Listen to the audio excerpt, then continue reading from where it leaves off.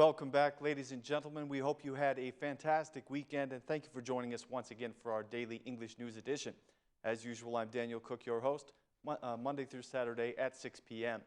After the events in Kosovo Parliament today, the police have announced that they arrested two of the MPs from the Kosovo opposition. The MPs Haji Shala and Ismail Kurteshi were arrested for spraying tear gas once again in Parliament to disrupt the plenary session. Once again, in a display of protest against the agreements that the government signed with Serbia and Montenegro, the opposition sprayed tear gas in the Parliament building, attempting to put a stop to the session. Some hours later, the majority MPs resumed the plenary session anyway, this time without the presence of the opposition MPs. The chairman made the decision to exclude the opposition MPs entirely after their insistence on taking action that is against the regulations of the Assembly. Today's incident took place only 2 days after the arrest of the MP Albin Kurti for the same offense of spraying tear gas in the Parliament.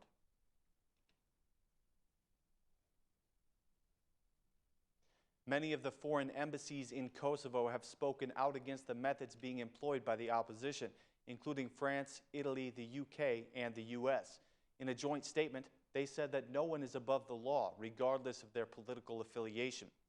The embassies did welcome the peaceful opposition protest and praised the work of the police, but they underlined that they believe in the power of dialogue as the method of solving political disputes between parties. The self-determination movement was very disappointed by this reaction. One MP responded on Facebook that he considers their praise of the police to be shameful because, from his viewpoint, the security forces brutally attacked the offices and activists of the self-determination movement.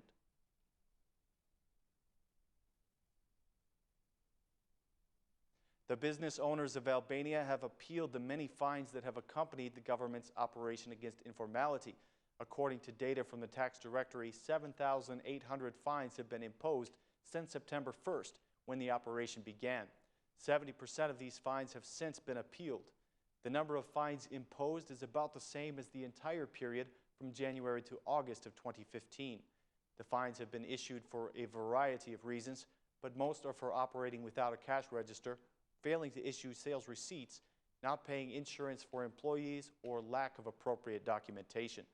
According to the law on tax procedures, a business owner has to submit a request to appeal the fine to the Directory of Appeals within the tax directory. The latter must return a response within 60 days. If the taxpayer still disagrees with the ruling of the Appeals Commission, he may take the case to the administrative court. Prime Minister Rama has admitted that some of the fines imposed, primarily those for failing to pay insurance for employees working in family businesses, have been unfair. So far, however, there has been no legislative remission of the fines, and the only chance for business owners is still to appeal to the committee.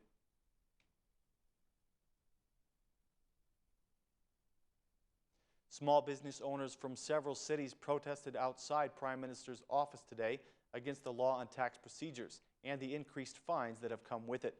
The protesters said that they are not against the formalization of the business sector, but they are against such extreme penalties, which they say will send them to bankruptcy. They are also unhappy about the frequency of the tax audits, saying that they are being fined continually. They have given warning that they will escalate their protests if the government does not hear their demands and withdraw from the severity of these penalties.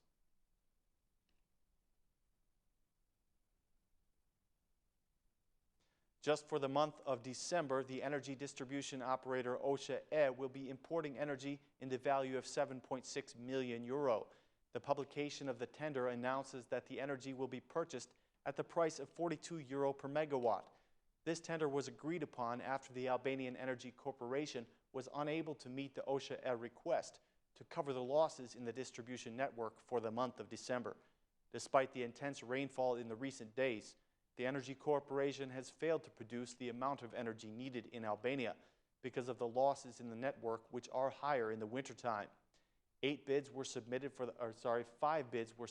the tender, and a commission selected 3 companies that offered the lowest prices for energy.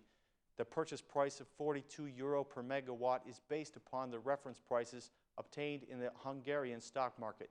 In the Hungarian market, energy is being quoted in the range of €40 to €45 per megawatt. and 178.56 megawatts are needed for the month of December, bringing the total to 7.6 million euro without the VAT. The rain last week did reduce the price in the stock exchange, but OSHEE had contracted this purchase prior to the reduction.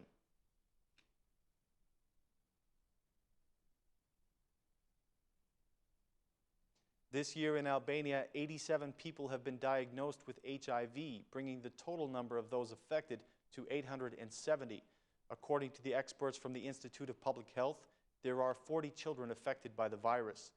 HIV, or AIDS, remains one of the greatest challenges to health organizations worldwide because there is still no cure. The World Health Organization believes the world may be ready to end the AIDS epidemic by the year 2030 at the current rate of medical advancement. Albania is not immune to this virus, and mortality from HIV remains a concern. 161 people have died from it in the 22 years since the emergence of the very first case, and 9 people died last year alone. Males represent the highest number of victims. A decade ago, the larger amount of HIV cases came into the country from abroad, but the experts say that this ratio has now changed in the recent years. Prime Minister Rama has responded to the criticism of the budget for 2016, and specifically for the high level of public debt. The opposition and the socialist MP Ben Blushi have accused the government of increasing the national debt level.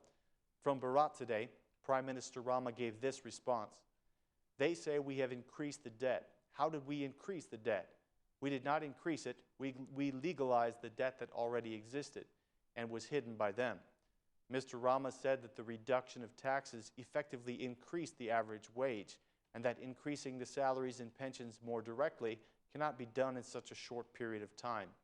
He blamed the Democrats for hampering the government's ability to fulfill their promises by leaving the country in such a bad condition after their governance. Prime Minister Rama also commented on the decriminalization process, giving assurance that the law will be implemented equally. In the framework of his tour called To Further Clean Albania, Prime Minister Rama appealed for the involvement of upstanding people in the Socialist Party organizations.